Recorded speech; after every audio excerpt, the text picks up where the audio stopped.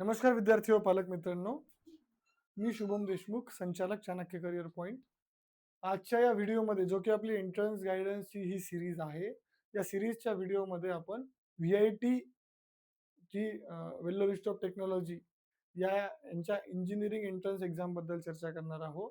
या engineering entrance एक्झामच्या अंतर्गत कुठले कॉलेजेस येतात, त्यांच्या कॉलेजेसची माहिती, सोबतच त्यांच्या फीसची माहिती, प्लेसमेंटची माहिती असे बरेचसे आपण पार्ट या व्हिडिओच्या माध्यमातून कव्हर करणार आहोत. तर आजचा व्हिडिओ हा व्ही-आय-टी ट्रिपल ई 2026 बद्दल असणार आहे. व्ही-आय-टी ट्रिपल ई कशासाठी आहे तर Vellore institute of technology engineering entrance exam. तर हे वेल्लोर इन्स्टिट्यूट ऑफ टेक्नॉलॉजीच्या अंतर्गत असणाऱ्या कॉलेजेसमध्ये कुठे-कुठे तुम्ही प्रवेश घेऊ शकता किंवा ह्या एंट्रन्समधून तुम्हाला कुठे-कुठे प्रवेश मिळेल याच्याबद्दल मी तुम्हाला माहिती सांगतो थोडक्यात. सगळ्यात पहिलं जे विद्यापीठ आहे व्ही-आय-टीचं ते आहे व्ही-आय-टी वेल्लोर. त्याला आपण फ्लॅगशिप नाव दिलं आहे. त्याचं NIRF रँकिंग हे 14 आहे. जास्तीत जास्त भर आपण या या कॉलेज मिळणाऱ्या विद्यार्थी आणि पालकांचा आपण वेटेज इथे जास्त देतो, की हे कॉलेज मिळालं तर तुम्ही पुढे जा. बाकीच्या कॉलेजला आपण तेवढं प्राधान्य देत नाही. पण काही कॉलेजेसच्या ब्रांचेस जे आहेत जसं की व्ही-आय-टी चेन्नई, तिथे काही ब्रांचेस तुम्हाला कॉम्प्युटर रिलेटेड भेटलं तर आपण मग तसं विद्यार्थी आणि पालकांच्या रिक्वायरमेंटनुसार गाईड करू शकतो. तर सगळ्यात आधी व्ही-आय-टी वेल्लोर याला आपण फर्स्ट रँक देतो या 4 कॉलेजमधून. दुसरं व्ही-आय-टी चेन्नई, त्या चेन्नई कॅम्पसमध्ये पण व्ही-आय-टी ट्रिपल ई मधूनच प्रवेश मिळतात. तिसरा आहे व्ही-आय-टी आंध्र प्रदेश, ज्याला अमरावतीला हा कॅम्पस आहे. आंध्रातला अमरावती, महाराष्ट्रातला नाही. आणि चौथा आहे व्ही-आय-टी भोपाळ. भोपाळला पण नाही, हे मला वाटतं सिहोरला आहे. भोपाळच्या कॅम्पसला तुम्ही कधी बघितलं नाही.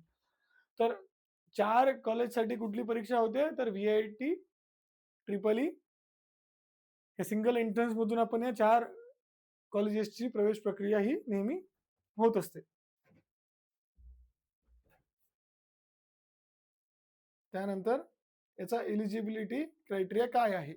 जसं आपण बीट-सेटचं आधी सांगितलेलं आहे किंवा एस-आर-एमचं सांगितलेलं असेल, तर तुम्हाला इथे एज रिस्ट्रिक्शन हा सगळ्यात मोठा पॉइंट आहे. तुम्ही 1 जुलै 2004 च्या आधी जन्मलेले पाहिजे. याच्यानंतर तुम्ही जन्मले असाल किंवा याच्यानंतर तुमची बर्थ डेट असेल, तर तुम्ही या परीक्षेला अप्लाय करू शकत नाही. त्याच्यानंतर आहे एलिजिबिलिटी क्रायटेरियामध्ये काही बोर्डचे क्रायटेरिया इथं दिलेले आहेत, की अकॅडमिक्स जे आहे क्लास 12चं तुम्हाला 12वीला तुम्ही जनरल, ओबीसी आणि ईडब्ल्यूएस असाल, तर तुम्हाला 60% ॲग्रीगेट मार्क्स हे फिजिक्स, केमिस्ट्री, मॅथ्समध्ये किंवा फिजिक्स, केमिस्ट्री आणि बायोलॉजीमध्ये मिळवायचे आहे. 60% ॲग्रीगेट पाहिजे. म्हणजे उदाहरणार्थ बायोमध्ये 70 आहे, केमिस्ट्रीमध्ये 50 आहे आणि फिजिक्समध्ये 60 आहे. तर तुम्ही इलिजिबल आहात का? तर इलिजिबल आहात. तुम्हाला ॲग्रीगेट हे 60% मार्क पाहिजे.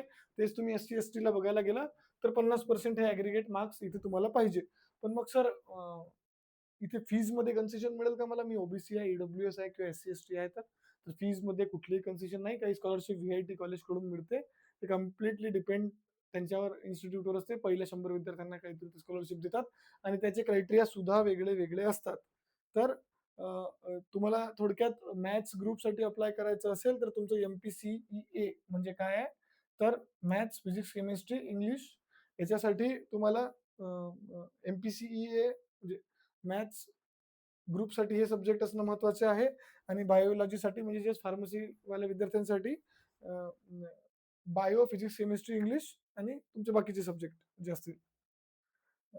त्याच्यानंतर एक्झाम हे किती फेजेसमध्ये होते? आता जसं बीट्स 2 फेजमध्ये होते, महाराष्ट्र स्टेट सीईटी 2 फेजमध्ये होते किंवा जेईई 2 फेजमध्ये होते. तर ही किती फेजमध्ये एक्झाम होते? तर ही सिंगल फेजमध्ये एक्झाम होते. तर सिंगल फेजमधले आपण परीक्षेचे पूर्ण फ्लो समजून घेऊ.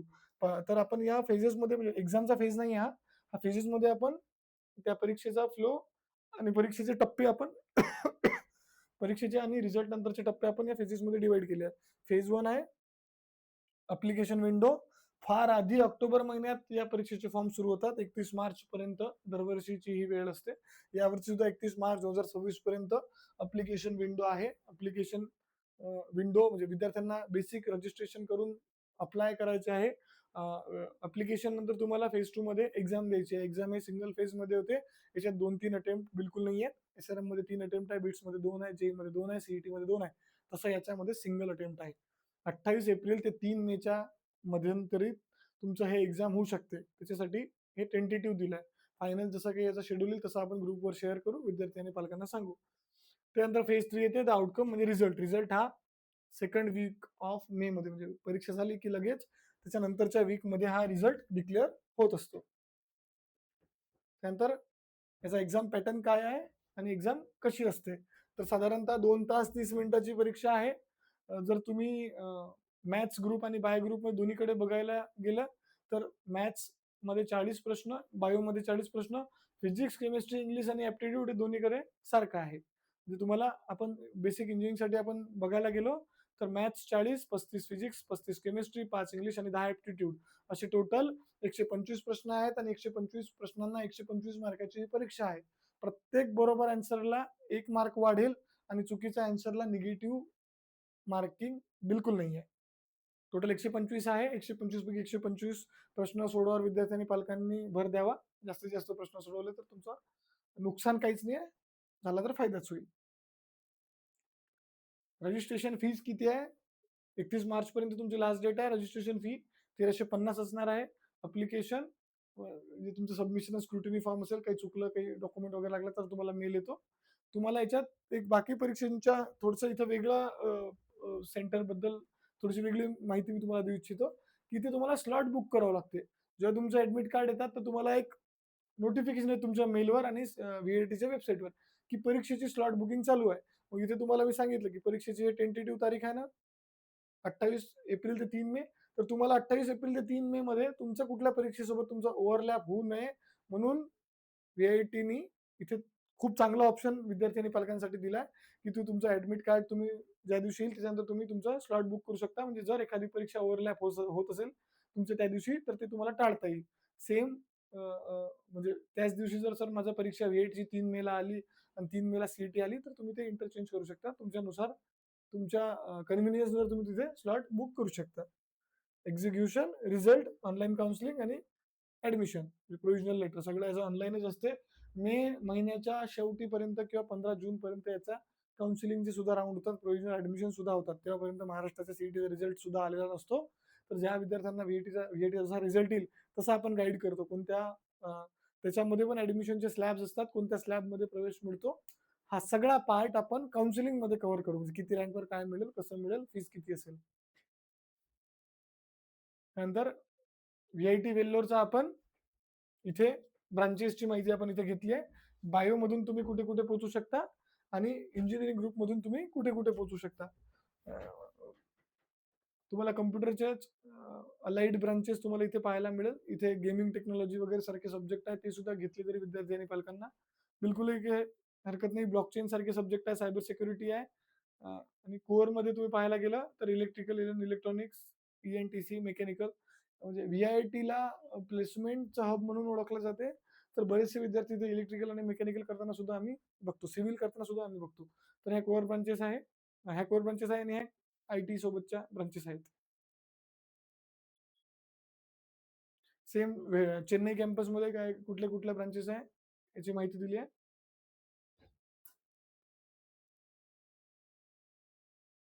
एपी आणि भोपाळची पण मी इथे माहिती दिली आहे. भोपाळला गेमिंग टेक्नॉलॉजी वगैरे सध्या बूम करते. तर हा सगळा पार्ट जो आहे तो रँकवर तुमचा डिसाईड होईल कोणती ब्रांच घ्यायची, कोणता कॅम्पस घ्यायचा. तर तेव्हा आपण काउन्सिलिंग या पार्टमध्ये विद्यार्थी आणि पालकांना गाईड करणार आहोत. हां, आता हा सगळ्यात मोठा पॉइंट आहे विद्यार्थी आणि पालकांसाठी, की फायनान्शियल इंटेलिजन्स काय आहे? म्हणजे मी जसं तुम्हाला म्हटलं, की व्ही-आय-टी वेल्लोरमध्ये स्लॅब वाईज तुमची फी ठरते.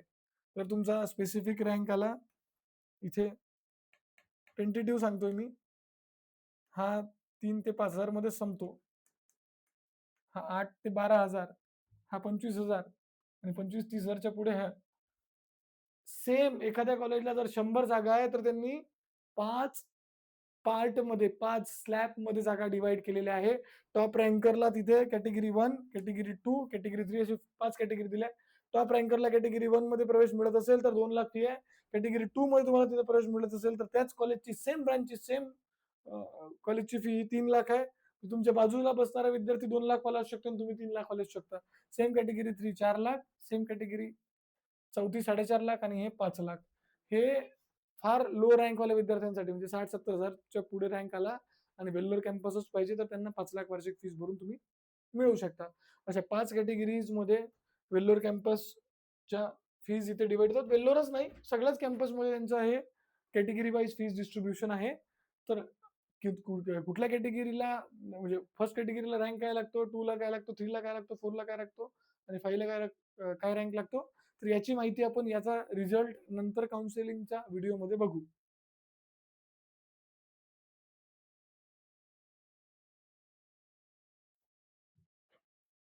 तर तुम्ही इथे बघायला गेलं तर फायनान्शियल एनालिसिस काय आहे? ग्रुप ए व्हर्सेस ग्रुप बी आपण इथे दिलाय.